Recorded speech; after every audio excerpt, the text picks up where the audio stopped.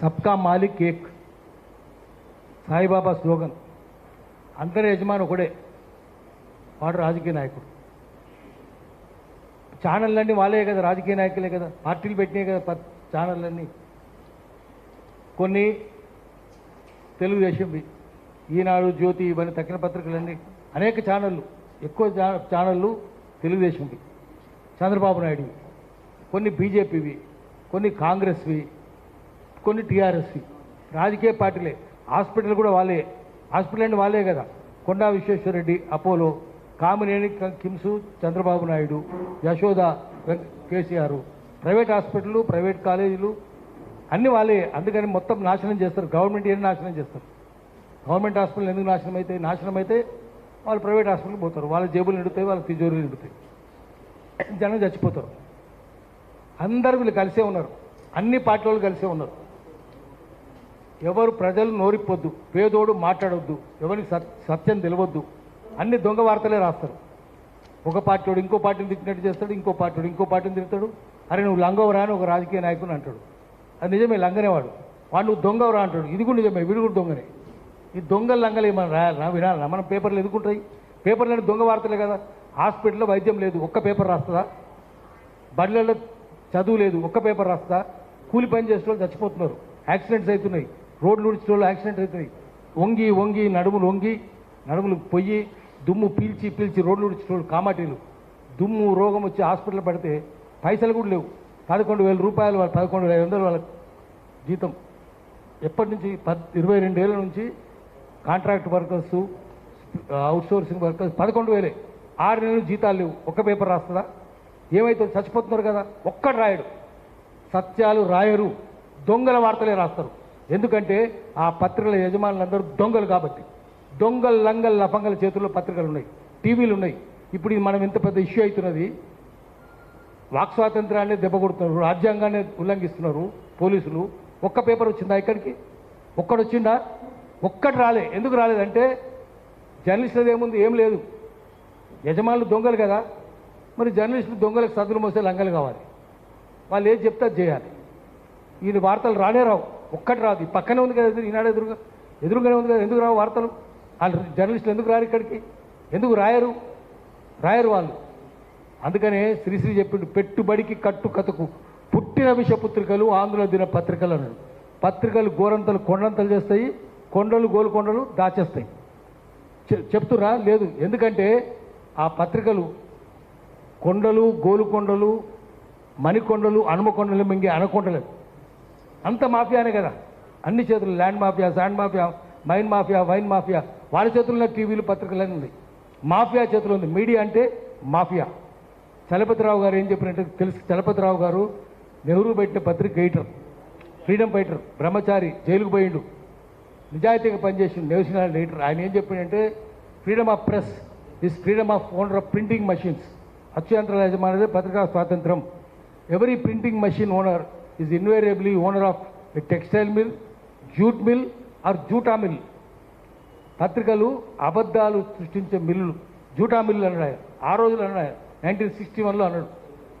Journalism has become toasting, feasting and feting job. Toasting మందు, feasting విందు, feting వినోదం. F E T fete, college fete, annual fete ఉంటుంది కదా. 3. ఇప్పుడు మంచి ప్రెస్ క్లబ్ వస్తే ఏముంటుంది? మందు భారతనే ఉంటుంది, వరద లెక్క భారత. మరి ఈ ఇంకో మాట ఏం చెప్పిందంటే, నో బడీ రైట్స్ ఎడిటోరియల్స్. ఏ సంపాదకుడు సొంత అభిప్రాయాలు రాయడు. Everybody rights ప్రొప్రైటోరియల్స్. యజమాని అభిప్రాయాలు రాస్తారు. యజమానులంతా దొంగలే. మరి ప్రజలకు సత్యాలు ఎక్కడ తెలుస్తాయి? తెలియదు. సోషల్ మీడియా ద్వారానే తెలుస్తున్నాయి. సోషల్ మీడియానే ఉన్నది వస్తున్నది. ఊరు సమస్యలు, జిల్లా సమస్యలు, అడవి సమస్యలు, చెంచులు గోండులు చంపుతుంటే ఎవరైనా రాస్తుండ్రా? మళ్ళీ సోషల్ మీడియానే వస్తుంది. భద్రాచలంలో పోలవరం కడితే 2 లక్షల మంది కోయిలు కోట్లెట్టు నిర్వాసితులు అవుతున్నారు. ఎవరు రాసినారు? ఒక్క పేపర్ రాయలేదు. ఆఖరికి బీజేపీ వాళ్ళు కడుతున్నది. సెంట్రల్ గవర్నమెంట్, వెంకయ్యనాయుడు, చంద్రబాబు నాయుడు కలిసి పోలవరం కట్టిస్తుండ్రు. వాళ్ళు ఢిల్లీలో కూర్చొని జై శ్రీరామచంద్ర మహారాజ్కి జై అంటారు. ఇక్కడేమైంది? ఆ బ్యాక్ క్వార్టర్స్లో నవగ్రహాలయాలయం మునిగింది, ఆంజనేయ స్వామి గుడి మునిగింది, కళ్యాణ కట్ట మునిగింది, పర్ణశాల మునిగింది, సీతమ్మ వారి చీర ప్రాంతం మునిగింది. 5 పవిత్ర స్థలాలు మునిగాయి. ఇంకా 10 అడుగులు పెడితే రామదాస్ ధ్యాన మందిరం మునుగుతుంది, గుడి కూడా మునుగుతుంది. 2 లక్షల మంది కోయిలు కొండలెడ్లు నిర్వాసితులు అవుతారు, వాళ్ళు చచ్చిపోతారు బయటకు వస్తే. ఒక్కరు రాస్తుండ్రా? ఒక్కరు రాయరు. మన వెలుగుమట్ల ఎవరు రాసిండ్రు? దాదాపు 1000 గుడిసెలు, అంటే 4-5 వేల మంది. వాళ్ళందరూ ఎవరు? ఎస్సీలు, మాలమాదిగలు, చెంచులు, దూదేకులు, పేదోళ్ళు కదా. 10-12 ఏళ్ళ నుంచి అక్కడ ఉంటే వాళ్ళని కూల్ చేస్తే ఒక్కరు రాసిందా? మళ్ళీ సోషల్ మీడియానే రాసింది. ఏమైంది మీకు? ఎందుకు మాట్లాడరు? మెయిన్ స్ట్రీమ్ మీడియా కాదు, అది గటర్ స్ట్రీమ్, మురిక్కాల. అదంతా మురికే ఉంటుంది అంటే కంపు వార్తలండి. మంచి వార్తలు ఉంటాయి దాంట్లో. ఆ పేపర్ చదివినోడు ఇంగ్లీష్లో ఏం చెప్తారంటే, more you study more you become foolish. ఎక్కువ చదువుకున్నాడు ఎక్కువ మురుకుడు అవుతాడు అంటారు. ఎవరి గురించి అన్నది? ఆ పత్రికలు చదివేవాని గురించి. పత్రికలు చదివితే నిజంగా ఎక్కువ మురుకుడు అవుతాడు. దాన్ని మానేస్తేనే బుద్ధి ఉంటుంది. చెప్పాలి వానికి. పత్రిక చదివేటోడు ఏం మాట్లాడతాడు? చిన్నప్పుడు మనం చదువుకునేది బల్బు కనిపెట్టింది ఎవరు? Thomas Edison Alva. పత్రికలు ఏం రాసిండ్రు 20 ఏళ్ల కింద?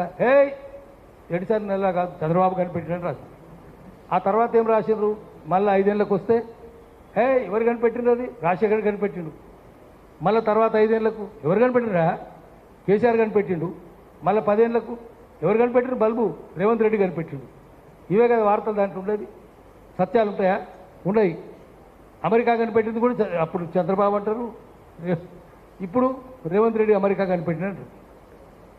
పిచ్చి వార్తలే ఉంటాయి. అందుకని పత్రికలు చదువుకున్నాడు మూర్ఖుడైపోతాడు, బేకూఫ్ అవుతున్నాడు. పత్రికలు చదవద్దు, వేరే చదువుకోండి. సోషల్ మీడియా చూడండి, దీంట్లో వార్తలు ఉంటాయి. మీ ఊరు వార్తలు ఇక్కడనే ఉంటుంది.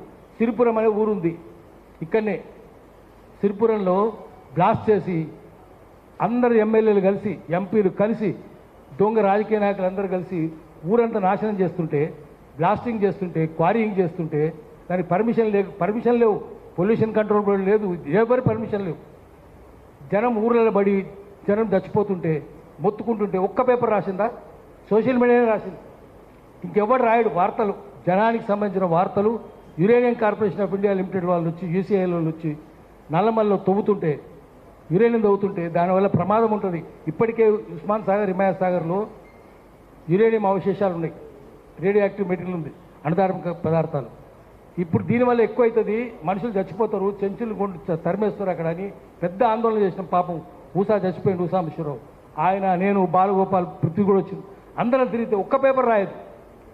అప్పుడు సోషల్ మీడియా యాక్టివ్గా లేదు. కానీ రాసిర్రా? ఎవరు రాయలేదు. జనం సమస్యలు ఎవరు రాయడు. వాళ్ళు దొంగలకు సద్దులు మోస్తారు, వార్తలు రాయరు. ఒకవేళ రిపోర్టర్స్ రాయాలనుకుంటే వాళ్ళు ఉద్యోగం నుంచి తీసేస్తారు. 2-3 సార్లు రాస్తే తీసేస్తారు, ఎడిటర్ కూడా తీసేస్తారు. ఎందుకుంటారు? ఉండరు కదా. నిజం రాస్తే సమస్యనే. ఇంతకుముందు మిత్రులు పాట చెప్పిండు, శ్రీశ్రీ చెప్పినట్టు 2-4 అంటే జైలు నోళ్ళు తెరుస్తాయి, గుండ్రాలు విసురుతారు. ఇంకోటి, మీరు సత్యాలు రాస్తే జనానికి తెలివి వస్తుంది. జనానికి తెలివి వస్తే ప్రభుత్వం ఏం నమ్ముతుందంటే, జనానికి తెలివి వస్తే శాంతి భద్రత విఘాతం కలుగుతుంది. కాబట్టి సత్యాలు రాయకూడదు.